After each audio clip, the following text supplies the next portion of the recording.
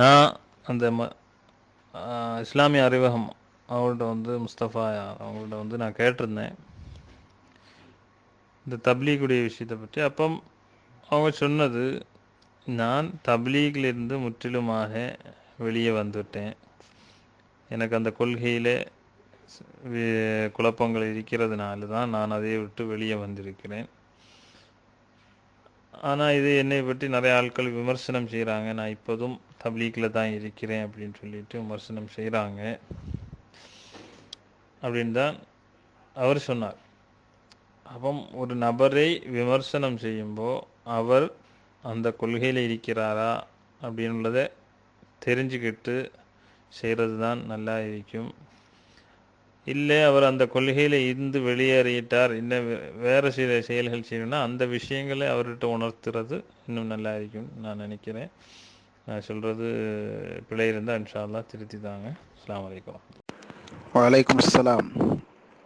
அதாவது சில ஆளுகள் என்ன விளங்கியிருக்காங்க அப்படின்னாக்கா, தப்லீகு அப்படின்றது ஒரு தனி, தேவபந்து அப்படின்றது அது வேற இப்படின்னு சில ஆளுகள் விளங்கி வச்சிருக்காங்க.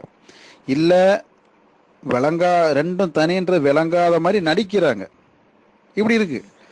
ஏன்னா அது நமக்கு புரியும். அதுக்குள்ளார போகும்போது அதனுடைய டீட்டெயில்ஸ் எல்லாம் எடுத்து படித்து போக அந்த ஆளுகள்ட்ட எல்லாம் பழகும்போது நமக்கு புரியும். ஒன்று அவங்க இது ரெண்டு இயக்கம் ரெண்டும் வேற அப்படின்னு நினைக்கிறதாக இருக்கலாம். இல்லாட்டி ரெண்டும் வேறன்ற மாதிரி நடிக்கிறதாக இருக்கலாம். இது ரெண்டில் ஒன்று தான். ரைட்டு. ரெண்டும் ஒன்றுன்றது நமக்கு அவங்களுக்கு எத்தனை ஆதாரம் வச்சாலும் பல தடவை ஆதாரங்களை கொடுத்துட்டோம். பின்ன திருப்பி இந்த தேவபந்து ஆளுகளை கூட்டிட்டு இவர் எதுக்கு அந்த பயான்களை போகணும்? அதைத்தான் தப்லீக்லேருந்து வெளியே வந்ததுனால நான் வந்து தேவபந்த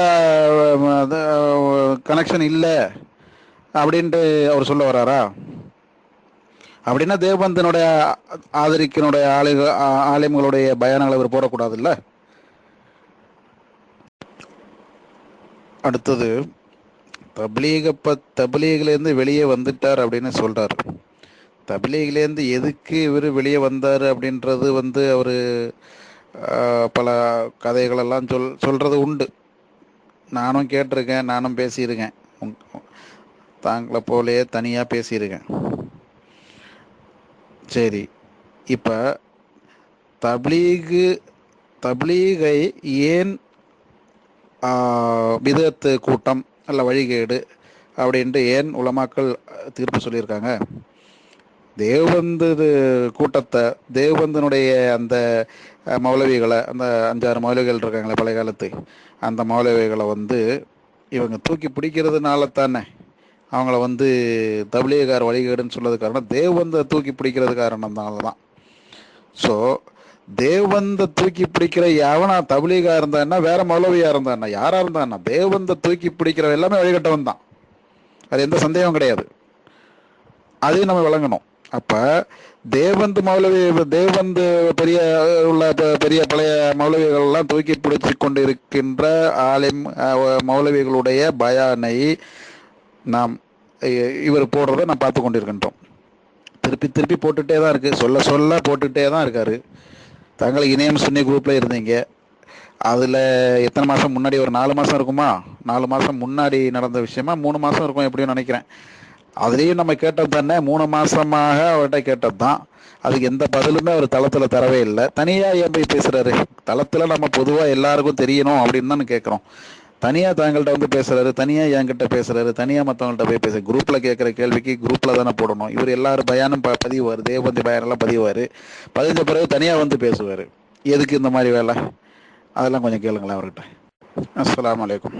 கடைசியாக அந்த விஷயத்துக்கு வருவோம். அதாவது அல்லாமா அஹமது கோய ஷாலியாத்தி ரஹமத்துல்லாஹி அலைஹி அவர்கள் 4 மதுஹபுகளையும் மிகப்பெரிய ஃபக்கீஹும் மிகப்பெரிய முஃப்தியுமாக நிசாம் ராஜாவினுடைய 4 மதுவுக்கும் முஃப்தியாக திகழ்ந்த ஒரு பெரிய மகான் அஹமது கோய ஷாலியாத்தி ரஹமத்துல்லாஹி அலைஹி அவங்கள்ட்ட ஒரு கேள்வி வந்தது. வஹாபிகள் பிதத்துவாதிகள் இவர்களோடு நம்முடைய அணுகுமுறை எப்படி இருக்க வேண்டும்? அந்த கேள்விக்கு பதில் எல்லாருக்கும் தெரியும். அவங்கள பார்த்தா சலாம் சொல்லக்கூடாது, ஏன்னா அவங்க மறித்து விட்டால் அவரோட ஜனாசாவுக்கு போகக்கூடாது, அவர்கள் கல்யாணம் இருந்தால் அங்கே போகக்கூடாது, எந்த அவங்களுடைய சந்தோஷ விஷயங்களில் பங்கு கொள்ளக்கூடாது, அவங்களோட உட்காரக்கூடாது, இப்படியெல்லாம் இமாம்கள் சொல்லி தந்திருக்கிறார்கள். அதெல்லாம் சொன்ன பிறகு இன்னொரு கேள்வி அவர்கிட்ட கேட்கப்படுது. சரி, இந்த வஹாபிகளோட அல்ல பிதத்துவாதிகளோட தொடர்பு வைப்பவர்கள் இவர்களோட எப்படி இருக்கும், எப்படி நம்மளோட அணுகுமுறை எப்படி இருக்க வேண்டும் அப்படின்னு அதுக்கு பதில் சொல்றாரு. அது வஹாபிகளோட என்ன அணுகுமுறையோ அதே அணுகுமுறை தான் இந்த வஹாபிகளோடும் இந்த பிதத்துவாதிகளோடும் தொடர்பு வைப்பவர்களோடும் நாம் வைக்க வேண்டும். புரியுதுங்களா? அந்த அடிப்படையில் தான் இவர் தேவ்பந்த் தபலியிலேருந்து வெளியே வந்துட்டேன்னு சொல்லிட்டு தேவ்பந்து தொடர்பில் உள்ள பயான்களை அந்த ஆலிம்கள் அந்த மௌலவிமார்களோட பயான்களெல்லாம் இங்கே எடுத்து போட்டு அவர்களை பெருசாக தூக்கி பிடிச்சி சோட்டா முஷாவரான்னு ஒன்று வச்சுக்கிட்டு அதை வேற எல்லாத்தையும் குரூப்லேயும் போட்டுக்கிட்டு இவருக்கு அந்த மௌலவிகளை தூக்கி பிடிச்சி கொண்டே தான் இருக்கிறார். ஸோ இவர்கிட்டையும் நம்மளோட அணுகுமுறை வஹாபிகளோட என்ன அணுகுமுறையாக இருக்கணும் அதே அணுகுமுறை தான் இந்த மாதிரி உள்ள ஆள்களிடத்திலும் இருக்க வேண்டும். இது இமாம்கள் சொல்லி தந்த விஷயம். அவ்வளோதான்.